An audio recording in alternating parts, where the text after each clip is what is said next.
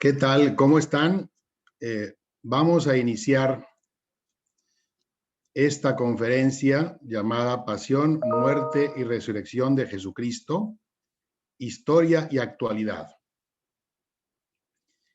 Vamos a iniciar haciendo una meditación sobre la pasión de Cristo, que es la causa de nuestra salvación. Aquí tenemos una pintura muy hermosa hecha por Miguel Ángel en la Capilla Sixtina, donde está el juicio final, está Cristo, la Virgen, los santos, y arriba están los instrumentos de la pasión, la cruz, la columna de la flagelación, que son la causa de nuestra salvación, el dolor de nuestro Dios por nosotros.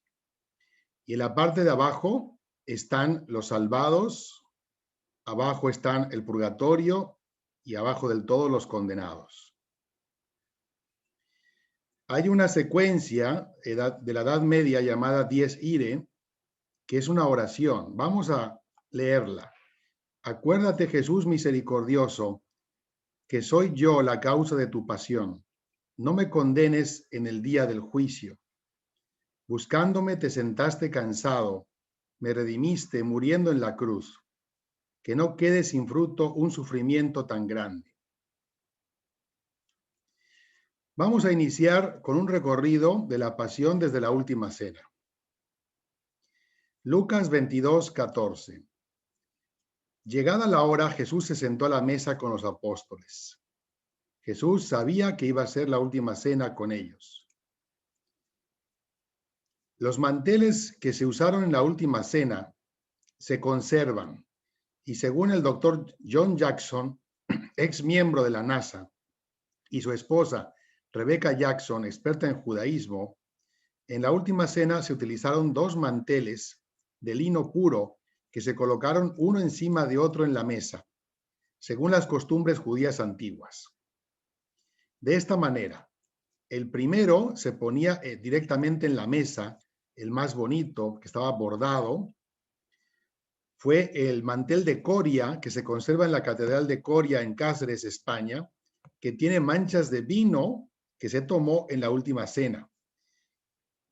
Y el otro es el de arriba, se ponía en la parte de arriba para tapar la comida y evitar que cayera la arena del desierto y que fuera contaminada la comida por los insectos. Eso, el de arriba, es la sábana santa de Turín. Aquí tenemos los dos manteles, una fotografía de los dos. El de abajo, el que se usó para cubrir la mesa, que tiene manchas de vino, es el mantel de Coria. Y el de arriba, la sábana santa, que después se usó para envolver el cuerpo de Jesús en el sepulcro. Y se cargó con las manchas de la sangre y de la resurrección. Es el de la parte de arriba. El mantel de Coria, que se usó abajo, está en la Catedral de Coria en España. Y el doctor Jackson y su esposa, experta en judaísmo, la han sometido a pruebas, por ejemplo, aquí con rayos ultravioleta, y se confirma que es la misma tela, es del siglo I, y tiene un bordado muy hermoso, con color azul, es el color del índigo, que es una planta que solamente crece en Asia, en la parte de Jerusalén. Seguimos adelante. En Juan 13:34 dice, un mandamiento nuevo les doy, que se amen los unos a los otros como yo los he amado. En la última cena, Jesús instituyó el mandamiento del amor hasta dar la vida por los demás como Él la dio. Y como lo hicieron los primeros cristianos, y lo siguen haciendo todavía muchos cristianos que dan la vida hoy por Cristo. El lugar donde fue la última cena se conserva, está en Jerusalén, en el monte Sión, es el edificio que está arriba, en la primera planta de esta casa, y fue donde los discípulos, muertos de miedo, se escondieron porque pensaban que los judíos les iban a agarrar y a matarlos por ser seguidores de Cristo. Y ahí recibieron Pentecostés, la resurrección, ahí celebraban la misa a los apóstoles y fue la primera sede episcopal, el primer obispo de Jerusalén, Santiago el Menor. Ese lugar se conserva, se puede visitar si ustedes van a Tierra Santa, Jerusalén. Desde el 966 fue ocupado por los musulmanes. Mahoma, en el siglo VII, dio la orden de conquistar el mundo y los musulmanes conquistan Jerusalén y lo convierten en una mezquita. Y desde entonces no se puede celebrar misa en el mismo lugar donde Jesús instituyó la Eucaristía. En el año 1967, el Estado de Israel se adueñó de él tras la guerra entre Israel y Palestina. Desde entonces se permite su visita, es un museo por cristianos y muy pocas misas con permiso muy especial. Solamente se han celebrado 2 misas en los últimos años, Juan Pablo II en el 2000 y el Papa Francisco en el 2014. Seguimos adelante. Lucas 22. Tomó pan y después de dar gracias lo partió y se lo dio diciendo: este es mi cuerpo, entregado por ustedes. Hagan esto en memoria mía. Después de cenar, tomó la copa diciendo: este es el cáliz de la nueva alianza en mi sangre, que es derramado por ustedes. Jesús instituyó la Eucaristía y dijo que coman, esto es mi cuerpo, beban, esta es mi sangre. Y el que come mi carne y bebe mi sangre tendrá la vida eterna. Es decir, Jesús se hace alimento y bebida para darnos, así como el alimento nos da la vida biológica, Él es alimento de vida eterna. Fíjense, esta foto a mí me gusta mucho. Jesús, antes de morir en la cruz físicamente, antes del sacrificio físico, Jesús hizo un sacrificio espiritual sacramental. Se ofreció en la Eucaristía para que lo comieran y bebieran, para unirse a la naturaleza humana de los apóstoles y salvarla del pecado en la cruz. Porque para Dios es más importante el espíritu, primero va el espíritu y después va el cuerpo. La Eucaristía, dice la Iglesia en documento Lumen Gentium número 11, es la fuente y cima de toda la vida cristiana. Es decir, es el sacramento más importante. ¿Por qué? Porque es Dios mismo hecho carne, sangre, alma y divinidad. Cuando el Padre dice las mismas palabras de Jesús en la última cena, Dios baja a la tierra, al pan y al vino. Y el acto más sagrado que tú puedes hacer en el mundo, en tu vida, es comer a Dios. Dios quiere que lo comamos, en gracia, por supuesto. Somos la única religión que se come literal a Dios. Eso no es lo mismo que no comerlo, ¿ok? Y es una gracia muy grande porque Dios se mete dentro de nosotros, nos toca y nos da el alimento, la vida eterna. Jesús dice en Mateo 28, yo estaré con ustedes todos los días hasta el fin del mundo. Estas no son solo palabras bonitas. Esto es una completa realidad. Jesús se quedó con nosotros hasta el fin del mundo en la Eucaristía. Por ejemplo, una de las pruebas son los milagros eucarísticos. Jesús manifiesta que su palabra es verdadera y su presencia con nosotros es constante por medio de unos 500 milagros eucarísticos en todo el mundo. El último fue aquí en Mérida, en Yucatán. Yo vivo acá. La hostia se convierte en carne visible y el vino se transforma en sangre que se ve. Esto ha sucedido unas 500 veces en toda la historia. El milagro más estudiado, eucarístico, sucedió en Lanciano, en Italia, en el año 700, hace más de 1300 años, y se conserva. La carne es de color beige, mide 6 centímetros de diámetro, con tejido compuesto de microcélulas longitudinales estriadas, con bifurcaciones, y la sangre es de color rojo oscuro, se conserva en estado de coagulación entre sólido y líquido en 5 glóbulos de diversos tamaños y formas. Entre los años 1970 y 81, 2 doctores, el doctor Odoardo Linoli, jefe médico de Arezzo, con el profesor Ruggero Bertelli de la Universidad de Siena, analizaron durante 15 meses el milagro, realizando un total de 500 pruebas, exámenes científicos, y obtuvieron las siguientes conclusiones. Primero, la carne es verdadera carne, no es otra cosa. La sangre es verdadera sangre. La carne y la sangre pertenecen a la especie humana. La carne corresponde a un tejido muscular del corazón. En la carne están presentes en secciones el miocardio, el endocardio, nervio vago y ventrículo cardíaco izquierdo. La carne es un corazón completo en su estructura esencial. La carne y la sangre tienen el mismo grupo sanguíneo, ABRH positivo, idéntico al presente en la sábana santa de Turín. Fíjense, cuando comulgamos, Dios, Cristo, nos da a comer un pedazo de su corazón. La hostia es un corte transversal del corazón de Cristo en todas sus partes. Y es un corazón vivo, latente, fuera de un cuerpo. La sangre se conserva fresca. Este es un milagro inexplicable. ¿Cómo puede mantenerse carne y sangre fresca, viva, fuera de un cuerpo? La sangre discurre como sangre fresca normal y mantiene sus propiedades físicas. La carne y la sangre aparecen como recientemente extraídas de un cuerpo vivo y su conservación en estado natural por más de 1300 años es un fenómeno extraordinario. Entre los años 1976 y 80, los análisis de Linoli Bertelli fueron corroborados por el Consejo Superior de la OMS.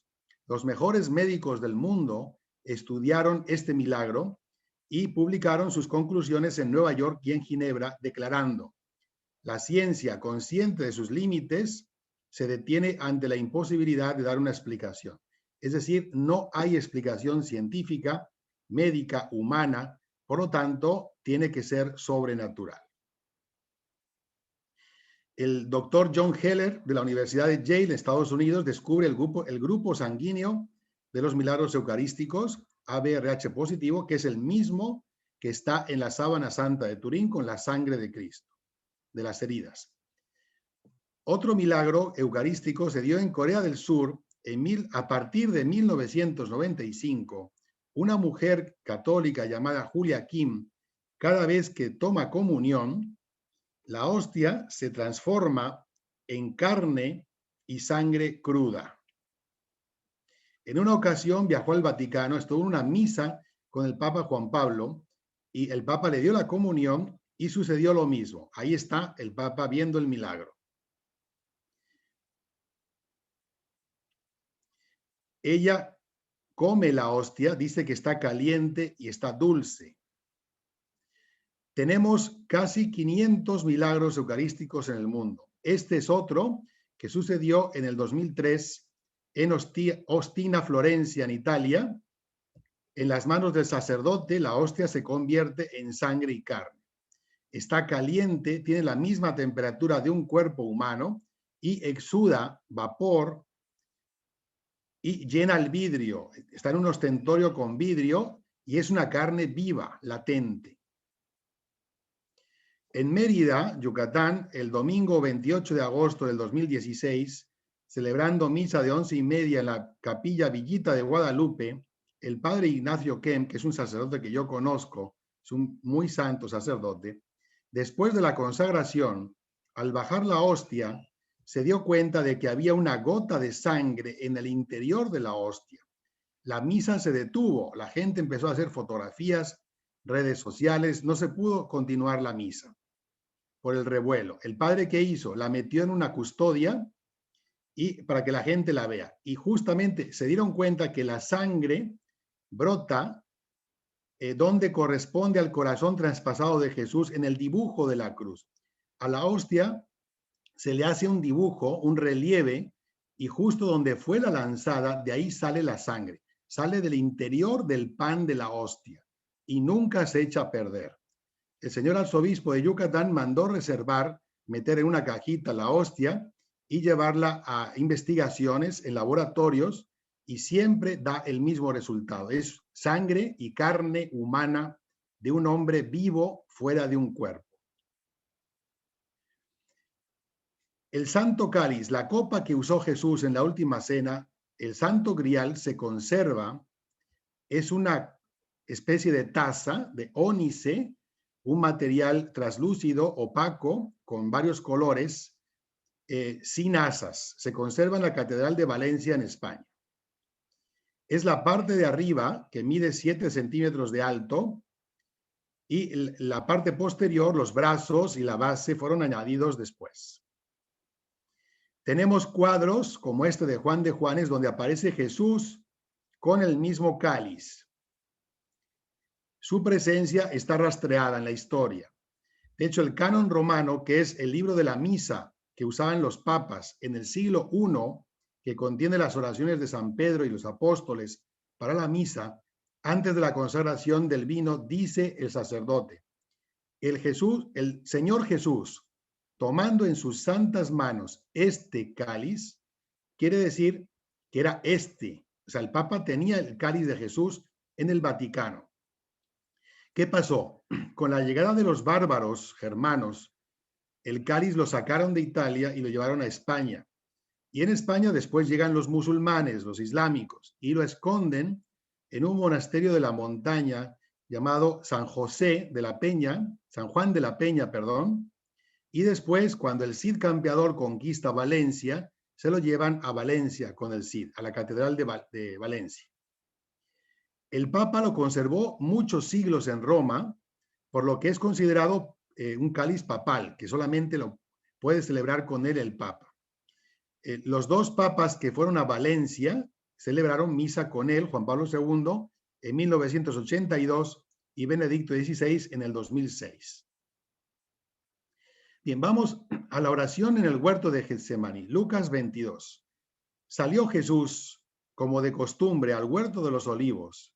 Se alejó como a un tiro de piedra y arrodillado oraba: Padre, si quieres, aparta de mí este cáliz, pero no se haga mi voluntad sino la tuya. Entró en agonía y oraba con mayor insistencia. Su sudor se convirtió en gotas de sangre que caían hasta el suelo. Bien, Jesús sabía lo que iba a sufrir al día siguiente. Por eso quería que el Padre le quitara ese sufrimiento, humanamente hablando. Pero al final se abandonaba: no se haga mi voluntad, sino la tuya. Y entró en agonía de tanto sufrimiento. Y sudó gotas de sangre. Esto que dice el Evangelio se llama en medicina hematidrosis, del griego haima, sangre, e hidrosis, sudoración. Esto sucede cuando una persona está sometida a una tensión psicológica, nerviosa extrema, tiene un sufrimiento muy fuerte, una agonía, y se abren los poros y junto con el sudor sale la sangre.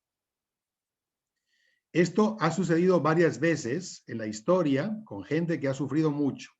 Bien, se conserva la túnica, el vestido que la Virgen María le tejió de una sola pieza a Jesús, y Jesús tuvo hasta que se lo quitaron para crucificarlo. Es la santa túnica que se conserva en Argenteuil, en Francia, y el doctor en genética Gerard Lucot descubrió en 1998 una carga histamínica elevada, consecuencia de hematidrosis. Muchas manchas de sangre, como de la sábana santa. O sea, coincide el grupo sanguíneo y coincide lo que dice el Evangelio. Tiene manchas, ríos de sangre de hematidrosis. El lugar donde estuvo Jesús en el huerto de los olivos se conserva. Hoy es una iglesia que se puede visitar. Y también el lugar donde están los mismos olivos que tienen miles de años, que vieron a Jesús. Y también la roca de la agonía. Jesús se acostó en el suelo a rezar y aquí está bañado de sangre. Se puede ver la sangre de Jesús en la roca. Lucas 22. Llegó un grupo encabezado por Judas, uno de los 12. Se acercó a Jesús y lo besó. Jesús le dijo: Judas, ¿con un beso entregas al Hijo del Hombre? Jesús le llamó amigo, intentando recuperarle. Judas lo traicionó por 30 monedas de plata. Se conserva el lugar donde los soldados metieron a Jesús un tiempo hasta que espantaron a los apóstoles. Es la Gruta del Prendimiento, que hoy es una capilla, allá en el Huerto de los Olivos. De allá, los soldados judíos lo llevaron al palacio de Caifás para ser juzgado por el Sanedrín, el Senado judío, y allí fueron las negaciones de Pedro. Lucas 22. Lo llevaron a la casa del sumo sacerdote. Pedro lo seguía a distancia. Prendieron un fuego en medio del patio y se sentaron alrededor. Pedro también se sentó entre ellos.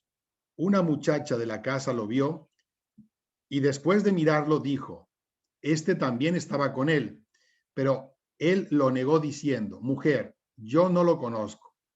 Todavía estaba hablando cuando un gallo cantó. Pedro, en la última cena, cuando Jesús anunció, uno de ustedes me va a entregar, Pedro dijo, yo no, yo voy a dar mi vida por ti. Y Jesús le dijo, ¿ah, sí? Pues esta noche, antes de que cante el gallo, me vas a negar 3 veces.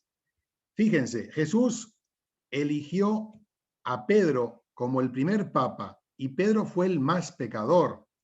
Pedro negó a Jesús 3 veces. Judas le negó una vez y se ahorcó, pero Pedro lo traicionó 3 veces. La diferencia es que se arrepintió. ¿Y por qué Jesús escoge al más pecador, al más bocón de papa? Para mandar un mensaje a todos nosotros. La iglesia no es el grupo de los intachables, de los perfectos. Es el grupo de los pecadores arrepentidos, como Pedro. Se conserva el lugar de la casa de Caifás, donde Pedro negó a Jesús. Y también el aljibe es un depósito de agua que estaba seco, es un pozo, y ahí metieron a Jesús unas horas hasta que se juntó el Sanedrín. Lucas 22. Cuando amaneció, se reunieron los jefes de los judíos ante el Sanedrín. Interrogaron a Jesús. ¿Eres tú el rey de los judíos? Él respondió, yo soy. Ellos dijeron, nosotros mismos lo hemos oído de su boca. Reo es de muerte. Los judíos convocan el Sanedrín, el Senado judío, como un teatro. Ellos querían condenar a muerte, querían matar a Jesús por envidia, porque Jesús estaba llevando con sus milagros y con su predicación, con su testimonio a mucha gente. Y ellos no querían seguir a Jesús, cambiar. Le preguntan, ¿eres tú el rey de los judíos? Jesús responde que sí. Ellos no lo creen, se rasga las vestiduras el sumo sacerdote y lo condena a muerte. Pero los judíos no podían matar. ¿Por qué? Porque estaban invadidos por los romanos. Por eso se lo llevan a los romanos, a Poncio Pilato, para que lo mate. Y se hace un juicio ante Poncio Pilato. Pilato no lo quería juzgar, lo mandó a Herodes y Herodes se lo devolvió a Pilato. Y el Evangelio de Juan 18 describe el diálogo entre Pilato y Jesús. Llevaron a Jesús a la casa de Caifás, al tribunal del gobernador romano. Entró en el pretorio. Pilato llamó a Jesús y le preguntó, ¿eres tú el rey de los judíos? Jesús respondió, mi reino no es de este mundo. Si mi reino fuese de este mundo, mi gente habría combatido para que no fuese entregado a los judíos, pero mi reino no es de aquí. Por lo tanto, Jesús le dijo a Pilato que él era rey, pero que su reino no era competir, no era competencia con Roma ni con ningún reino humano. Es un reino espiritual, de amor. Esta es una maqueta de la ciudad de Jerusalén del siglo I. Aquí está la Torre Antonia, la fortaleza donde Jesús fue juzgado por Pilato y fue flagelado. Acá, esto ya no existe. Existen pocas cosas. Mateo 27. Entonces Pilato mandó azotar a Jesús y lo entregó a los que debían crucificarlo. Los soldados romanos llevaron a Jesús al patio del palacio y reunieron a toda la tropa en torno a él. Le quitaron sus vestidos y le pusieron una capa de soldado de color rojo. Después le colocaron en la cabeza una corona que habían trenzado con espinos y en la mano derecha le pusieron una caña. Doblaban la rodilla ante Jesús y se burlaban de él, diciendo, ¡viva el rey de los judíos! Le escupían en la cara y con la caña le golpeaban en la cabeza. Pilato sabía que Jesús era inocente, que se lo estaban entregando por envidia, y lo quiso flagelar para ver si así se calmaban los judíos y lo soltaban. Jesús fue flagelado en este patio que se conserva, rodeado por una cohorte, unos 300 soldados romanos que se burlaron de él, y más siendo Jesús el rey de los judíos, el rey de los enemigos. Se sabe que hubo dos personas, por la orientación de los golpes que aparecen en la sábana santa, hubo dos personas, uno más alto a la derecha, que lo golpeó en la espalda, y otro más bajo a la izquierda. Jesús estaba encima de una columna, recostado, una columna de 1 metro de alto. Los instrumentos que se usaron en la flagelación fueron dos. El flagrum, que es un bastón de madera con 2 correas de cuero, con bolitas de plomo en sentido horizontal, que rasgaban la carne de Jesús, soltaban mucha sangre, pero no le hacían mucho daño. En cambio, el flagelo, un bastón de madera con 3 hilos de cuero y bolas de plomo, en vertical, este era destructivo. Este se encajaba en los tejidos, rasgaba los músculos, se enredaba en los huesos, había que estar jalando para sacarlo y destrozaba carne entera, salía volando la carne, le provocaba huecos, incluso tendría Jesús seguramente huesos a la vista. Este es un fotograma de la película de la Pasión de Mel Gibson, donde hay una escena, se le encaja y jala y le destroza los tejidos. De esta manera Jesús tuvo que acabar muy lastimado. Este es un dibujo que hace el doctor Russo Miklik representando a las dos personas que le golpearon. El de la derecha con 1,70 de altura, se sabe por la orientación de los golpes, y el de la izquierda con 1,60 de altura. Jesús se tuvo que desmayar de tanto dolor en la espalda, en el centro nervioso. Y para despertarlo, los investigadores han encontrado ácido úrico, urea. Se cree que los soldados se orinaron encima de Jesús para despertarlo de su desmayo y volver a golpear. Golpearon hasta que se cansaron. Se conserva la columna de la flagelación en la iglesia del Santo Sepulcro de Jerusalén. A veces dejaban entrañas al descubierto y la mayoría, el 90% de las personas flageladas por los romanos se moría en ese momento.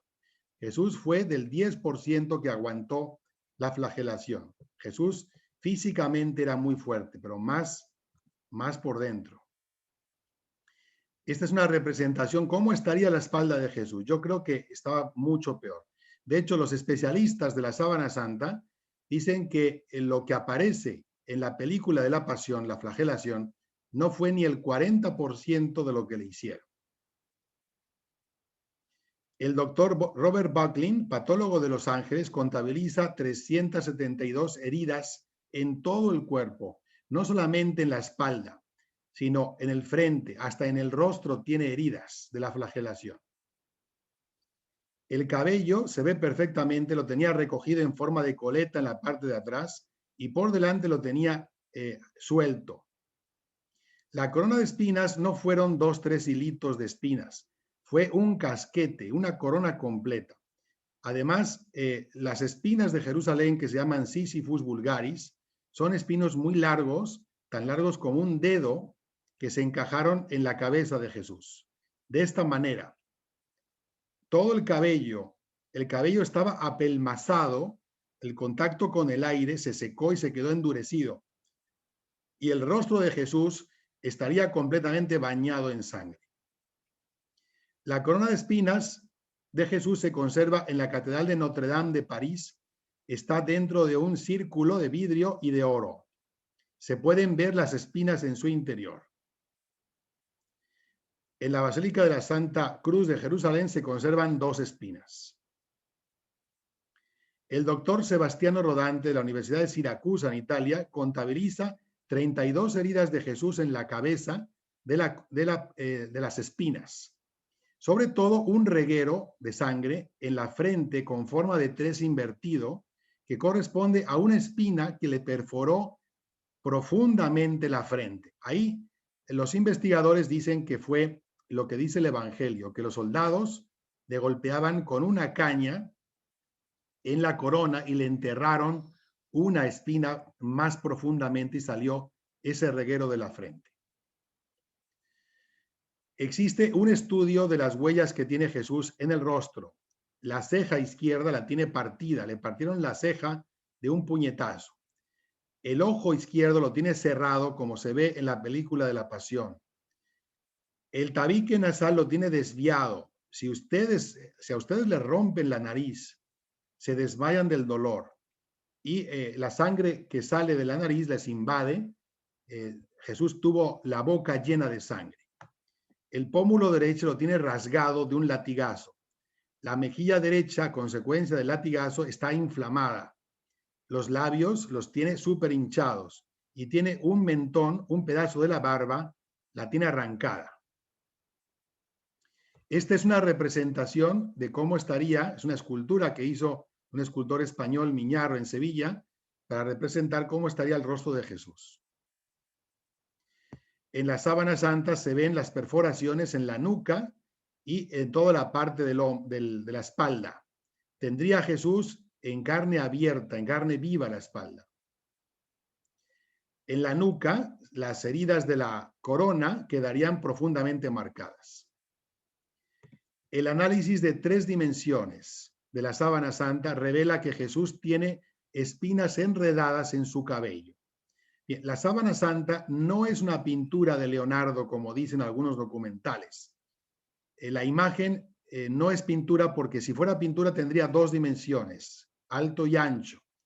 La imagen de la sábana santa tiene 3 dimensiones, tiene profundidad, además, porque tiene radioactividad, cargada de la resurrección. Hoy sabemos el volumen, el cuerpo de Jesús y tenemos imágenes en 3D, en hologramas. El Evangelio de Juan 19. Entonces salió Jesús fuera llevando la corona de espinos y el manto rojo. Jesús les dijo, ahí está el hombre. Pilato quería salvar a Jesús y después de la flagelación se lo mostró para que tuvieran piedad y lo soltaran.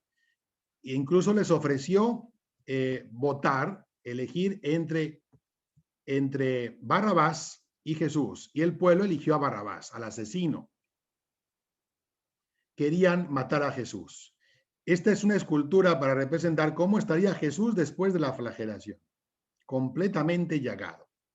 Bien, se conserva el lugar, el palacio de Pilatos, donde Jesús subió a un balcón para que fuera mostrado al pueblo.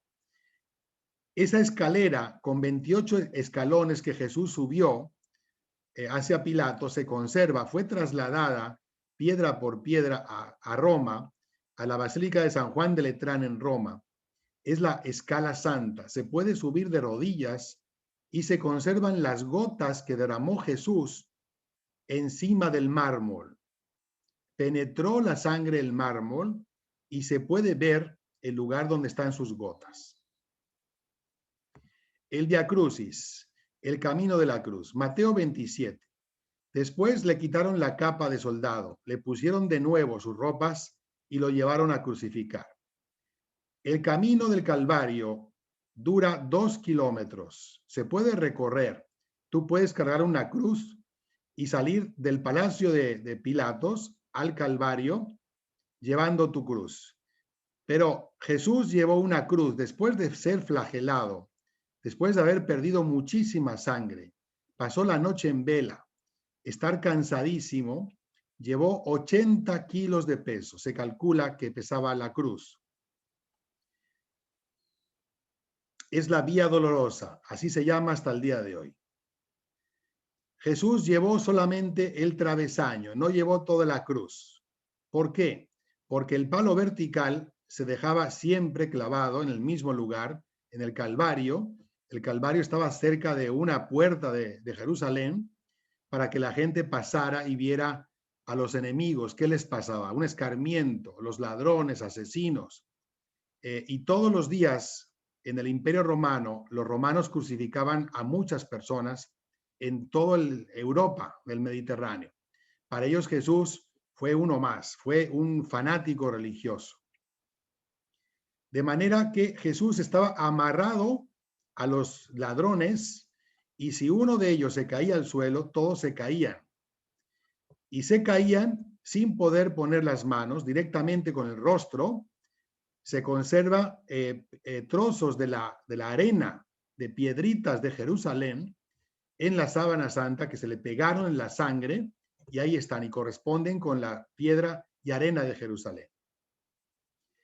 Una tradición cristiana muy antigua, presente en las actas de Pilato, atribuidas a Nicodemo en el siglo II, menciona una imagen del rostro de Jesús milagrosamente estampado en el paño de Verónica o Berenice, que es la hemorroísa curada por Jesús. Esta mujer curada por Jesús se hizo cristiana, siguió a Jesús, y en el momento de la Via Crucis sacó un pañuelo y le secó la sangre del rostro, y se quedó milagrosamente estampada la imagen. Ese pañuelo se conserva en la ciudad de Italia de Manopello, mide 17 por 24, y el doctor Giulio Fanti, de la Universidad de Padua, dice que no es una pintura, que tiene huellas de sangre que corresponden perfectamente, corresponden con el mismo rostro de la sábana santa. ¿Cómo llevó Jesús la cruz, el travesaño, la parte horizontal? La llevó sobre su hombro derecho. A consecuencia de eso, el hombro derecho lo tiene más bajo que el hombro izquierdo. Así se ve en la sábana santa, por el peso de la cruz. Mateo 27. Por el camino se encontraron con un hombre de Cirene llamado Simón y lo obligaron a cargar con la cruz de Jesús.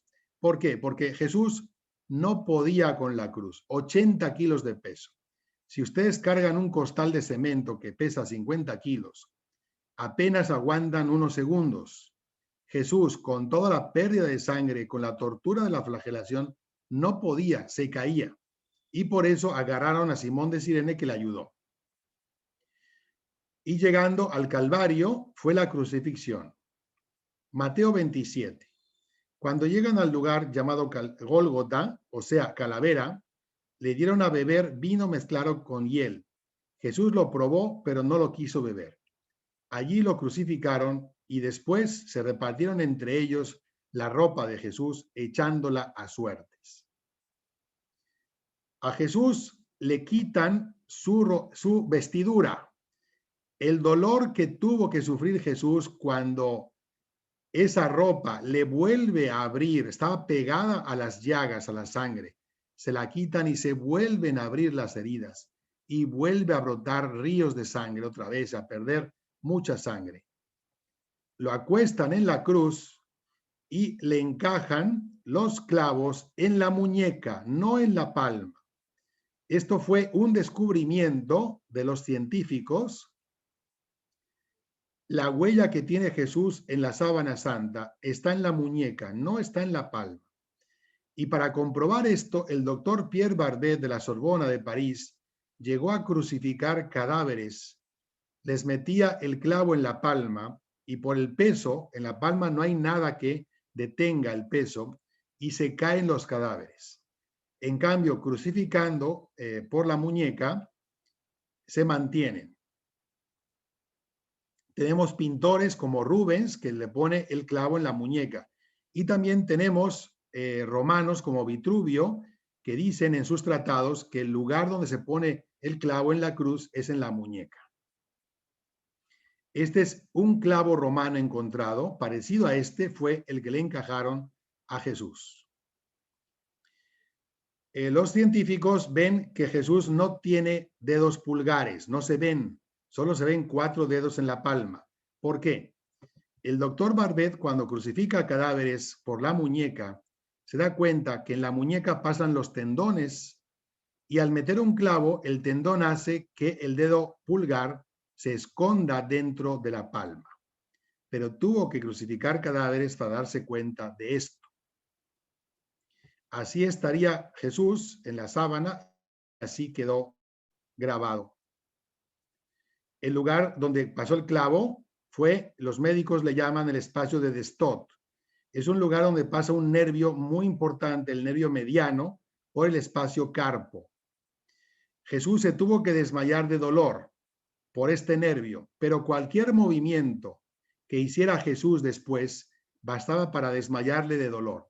Se sabe que Jesús estuvo 3 horas clavado en la cruz hasta que murió. Murió principalmente por la pérdida de sangre. Jesús se estuvo despertando y desmayando de dolor de los clavos. Bastaba un soplo de viento para desmayarle de dolor.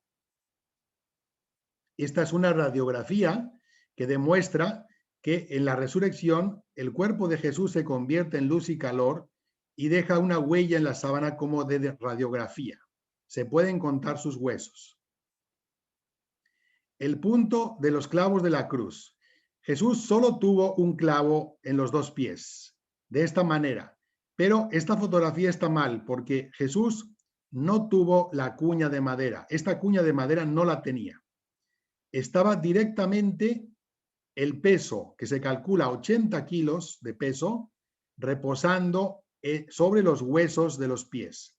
Imagínense el dolor que sufrió Jesús en ese punto de los pies.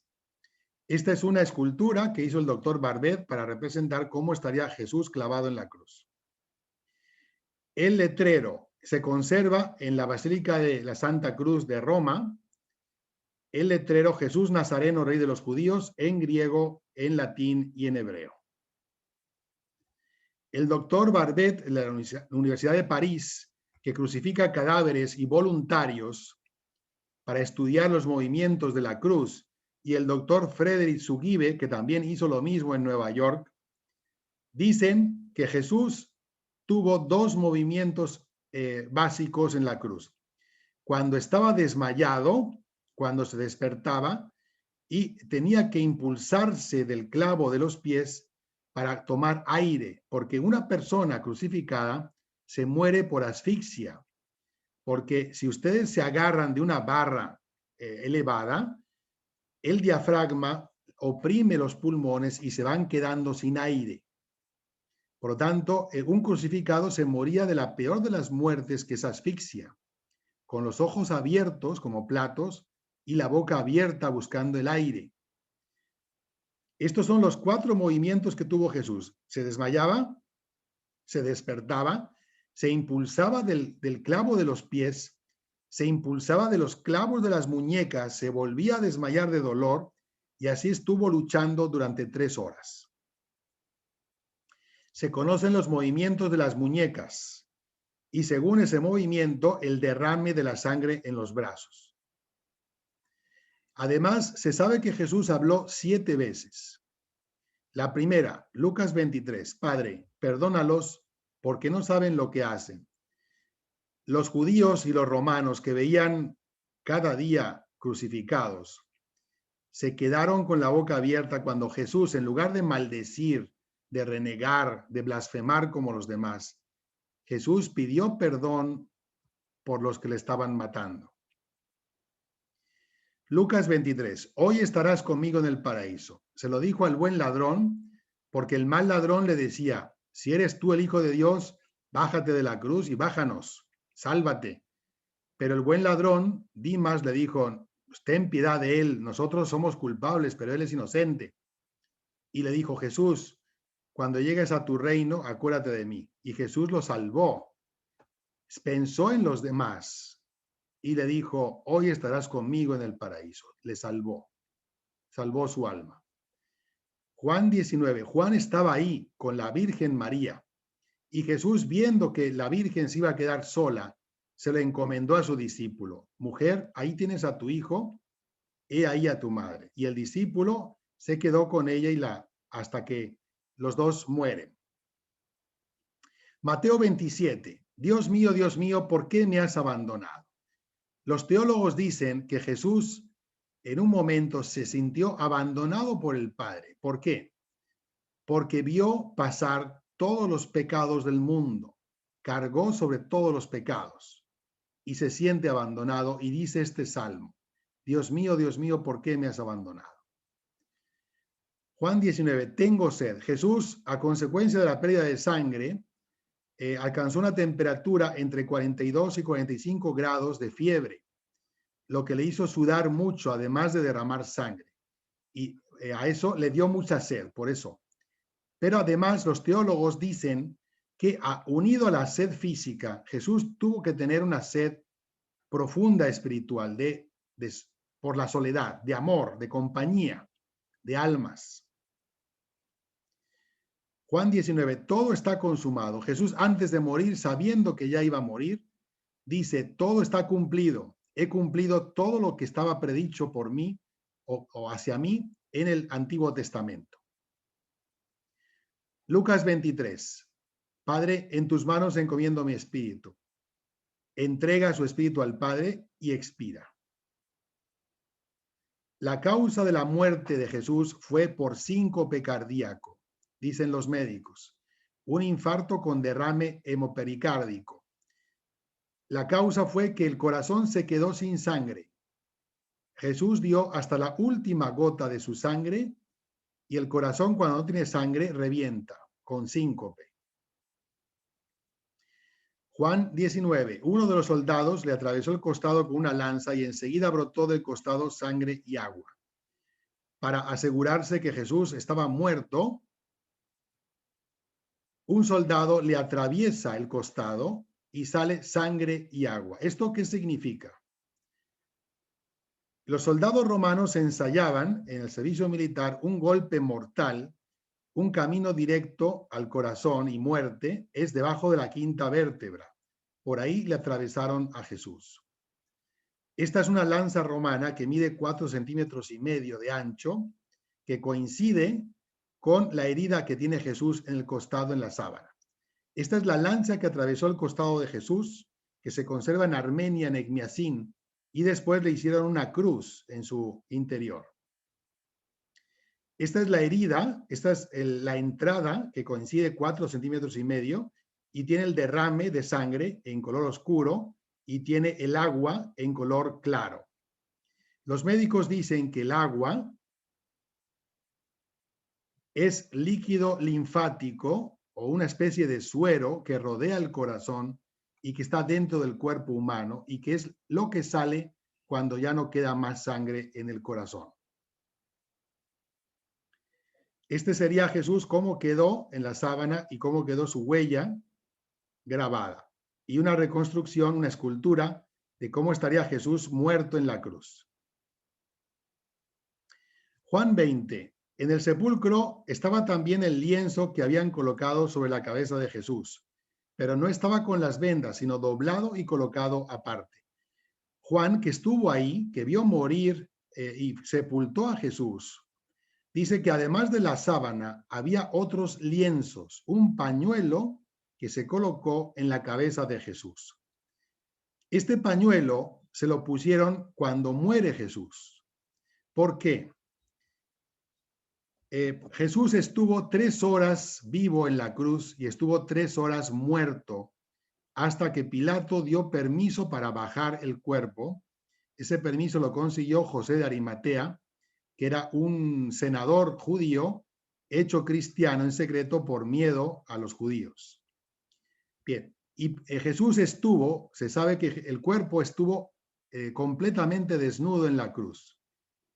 Era parte del castigo, era una vergüenza, hombres y mujeres crucificados completamente desnudos. Y para tapar la identidad, que la gente no lo viera, no supiera quién era, le pusieron un pañuelo en la cabeza y también para secarle la sangre. Ese pañuelo que estuvo 3 horas puesto en su cabeza hasta que llegó al sepulcro, se conserva en la ciudad española de Oviedo y mide 84 por 53.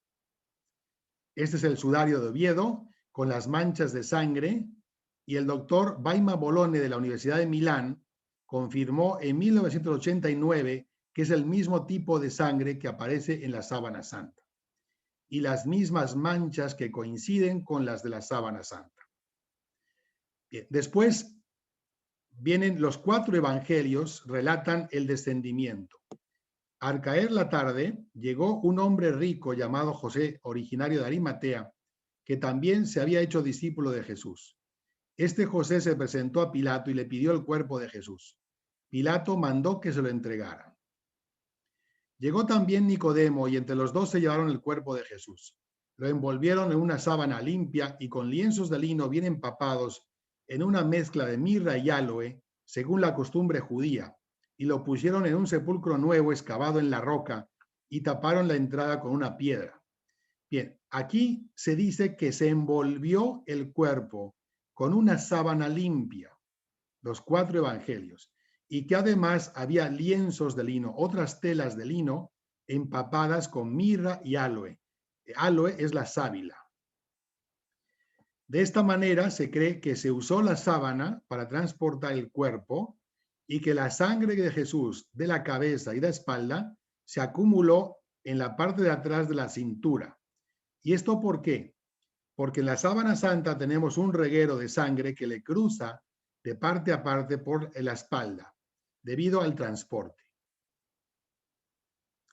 Este es un sepulcro que tenemos a las afueras de Jerusalén del siglo I. Se parece mucho al que usaron para enterrar a Jesús. Seguramente sería el sepulcro de José de Arimatea. Era un hombre rico, cavado en la roca, valdría mucho dinero, y él se lo regaló a Jesús con una piedra rodante para tapar la entrada. De esta manera metieron a Jesús en el sepulcro. Tenemos las huellas dactilares de la persona que agarró los pies de Jesús y dejó sus huellas dactilares marcadas en sangre. La sábana santa no puede ser una pintura. No es una pintura porque tenemos huellas dactilares de la persona que le agarró por los pies. También tenemos las huellas de sangre. Los pies se fueron moviendo en la sábana y dejó varias huellas de sangre marcadas. Tenemos la piedra donde acostaron el cuerpo de Jesús para envolverlo en la sábana. Está en el Santo Sepulcro de Jerusalén. El sacerdote jesuita Francis Filas de la Universidad de Chicago descubre que Jesús tiene 2 monedas, una en cada ojo. ¿Por qué? Porque Jesús murió con los ojos abiertos por la asfixia y la boca abierta, y le encajaron 2 monedas en cada ojo para cerrarlo. Y para cerrar la boca, le amarraron un pañuelo con el nudo debajo de la barba. Se ve perfectamente en la sábana. Esta es la moneda que tiene en el ojo derecho. Se conserva, es una moneda de bronce, es la más pequeña en la Judea del siglo I. Es una moneda como de 10 centavos, la más pequeña de valor, y es la moneda que dio la pobre viuda que sale en los evangelios, la que dio todo lo que tenía para vivir. Esa moneda se conserva en el Museo Británico de Londres, se llama leptón y se sabe que fue acuñada por Poncio Pilato entre los años 26 y 36. Todo coincide con Cristo y tiene una inscripción Tiberio Caesaros de Tiberio César, el emperador Tiberio. El cuerpo de Jesús estaba completamente llagado, completamente lleno de heridas. El doctor Baima Bolone contabiliza más de 700 heridas. Es una escultura que representa cómo estaría el cuerpo de Jesús en la sábana. De esta manera lo colocaron en el sepulcro. El cuerpo no lo limpiaron, no lo bañaron, porque no les dio tiempo, porque al día siguiente era el sábado de Pascua, la fiesta más importante para los judíos del año. Jesús muere el viernes antes del sábado de Pascua y la ley prohibía tener cuerpos expuestos en la fiesta. Y para los judíos, el día comienza en la puesta del sol, no comienza al amanecer. Cuando se pone el sol del día anterior, empieza el día siguiente. Por lo tanto, a Jesús tenían que enterrarlo antes de la puesta del sol. No les dio tiempo a enterrarlo bien y por eso las mujeres fueron al sepulcro el domingo para acabar el entierro. El cuerpo de Jesús está completamente desnudo, se ve muy bien en la sábana.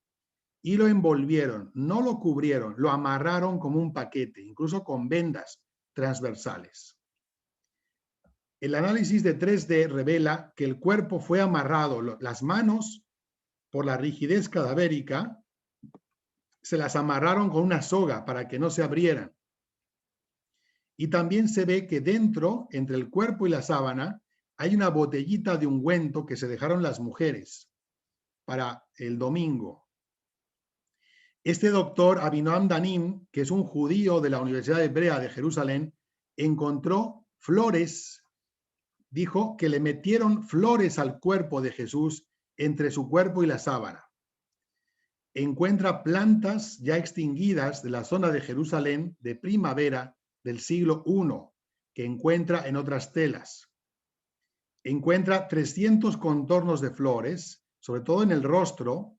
Se cree que las mujeres de camino al entierro, al sepulcro, fueron agarrando flores que pertenecen a la especie Anthemis bromueleri, que es una margarita que crece en Jerusalén en abril, en primavera, justo en Semana Santa. La resurrección. Dice Mateo 28, pasado el sábado, al alba del primer día de la semana, el domingo, María Magdalena y la otra María, la de Cleofás, fueron a visitar el sepulcro. De pronto hubo un gran temblor. El ángel del Señor bajó del cielo, se acercó, rodó la piedra del sepulcro y se sentó en ella. Su aspecto era como el del relámpago y su vestido blanco como la nieve. Al verlo, los guardias se pusieron a temblar y se quedaron como muertos. Bien, fíjense en esta frase que pongo remarcada. De pronto hubo un gran temblor. El temblor fue la resurrección. De hecho, los especialistas dicen que en el lugar del sepulcro de Jerusalén, que se puede visitar, está resquebrajado. Hubo un temblor que rompió la piedra del sepulcro y Jesús resucitó. El doctor Willard Libby, premio Nobel de Química, dice que el cuerpo de Jesús, después de estar 38 horas encerrado en una cavidad completamente oscura, se elevó en el aire y se convirtió en luz y calor de naturaleza extranatural, con intensidad equivalente a 3 bombas atómicas, alcanzando 1.300.000 grados centígrados, quemando con radioactividad solo el interior de la sábana, 3 milésimas de milímetro, 3 micras, durante 2 décimas de segundo. Bien, este doctor dice que parece intencional, porque si hubiera quemado la sábana, no veríamos nada, estaría totalmente quemada, pero se quemó solo el interior de la sábana para dejar la huella por dentro, no se ve nada por fuera. Este doctor Willard Libby y el doctor Petrus Sohn, experto en análisis de imágenes en 3D, demuestran que el cuerpo de Jesús estaba volando, estaba flotando en el aire en el momento de la resurrección, sin tocar el fondo del sepulcro y sin tocar la tela, porque las marcas de la espalda, si hubiera estado reposando el cuerpo en el fondo del sepulcro, se hubieran marcado más por efecto del peso las marcas de la espalda que las del frente, y están a la misma intensidad. Por lo tanto, no había gravedad y no estaba tocando el cuerpo la tela.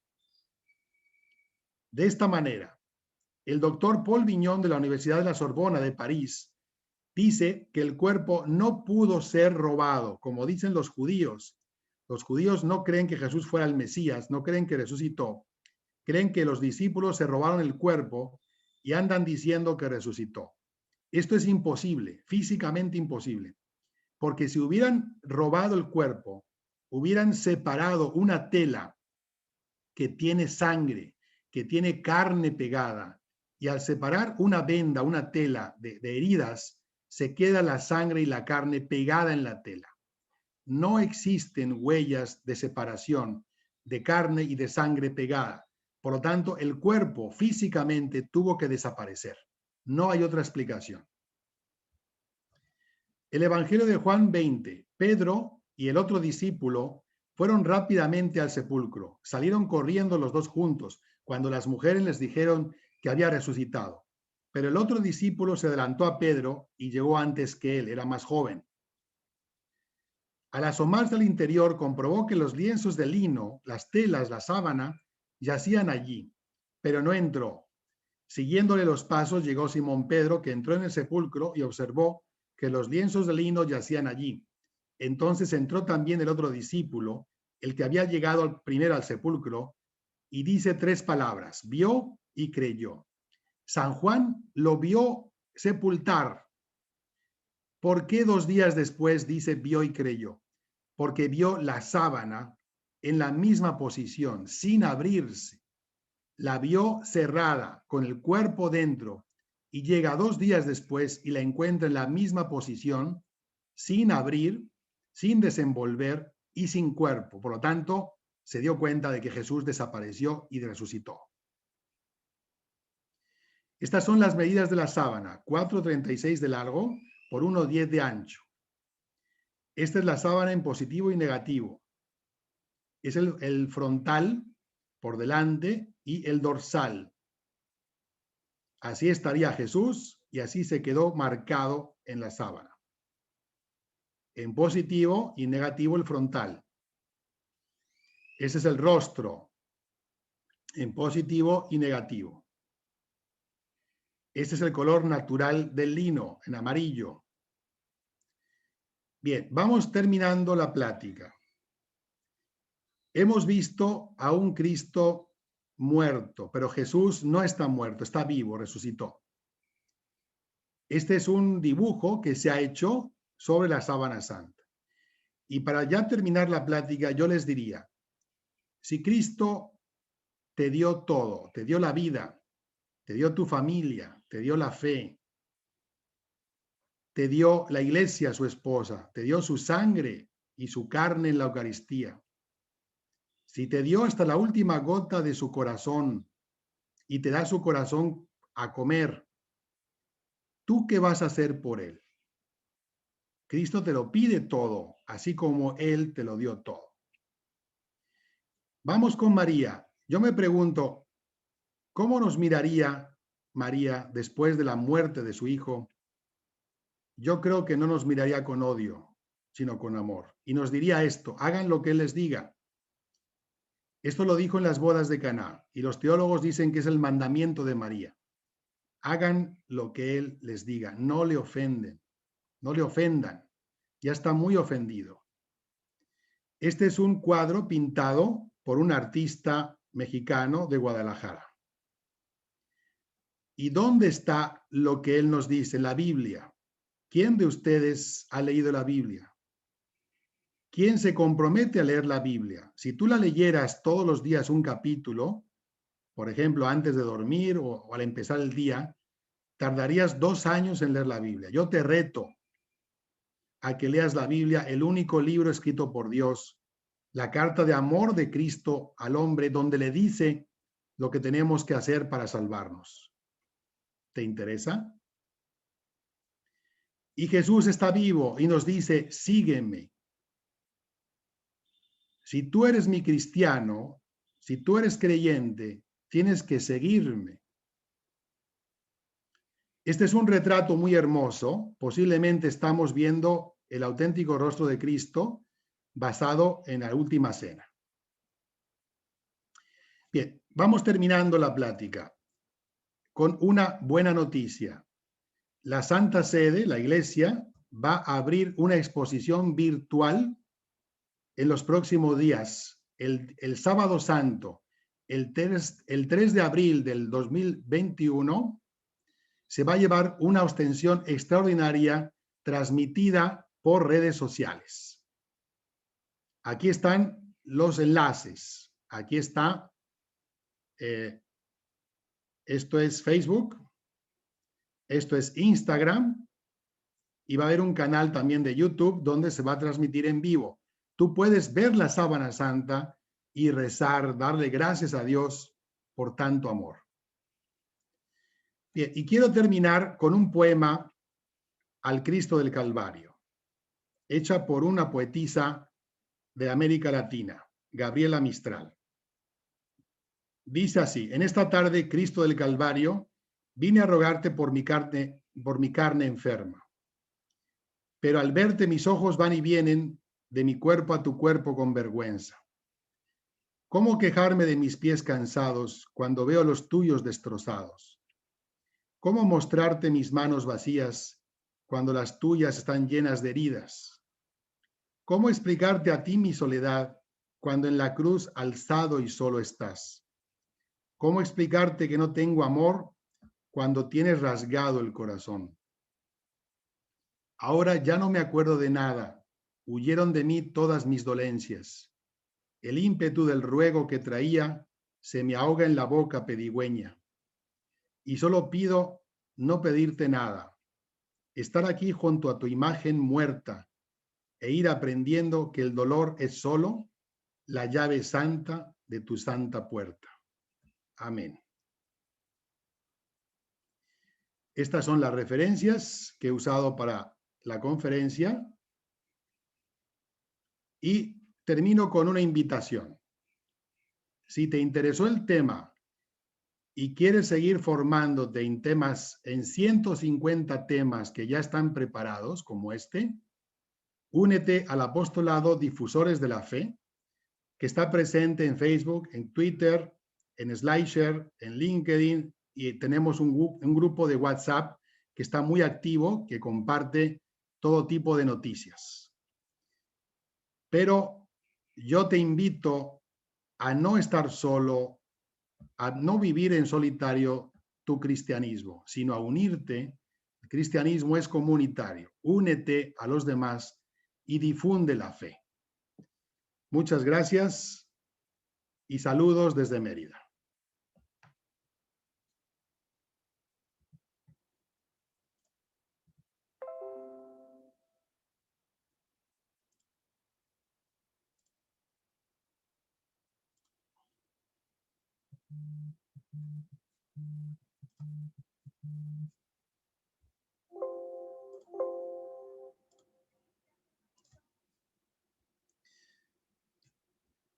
Ok, ya estoy cerrando la grabación.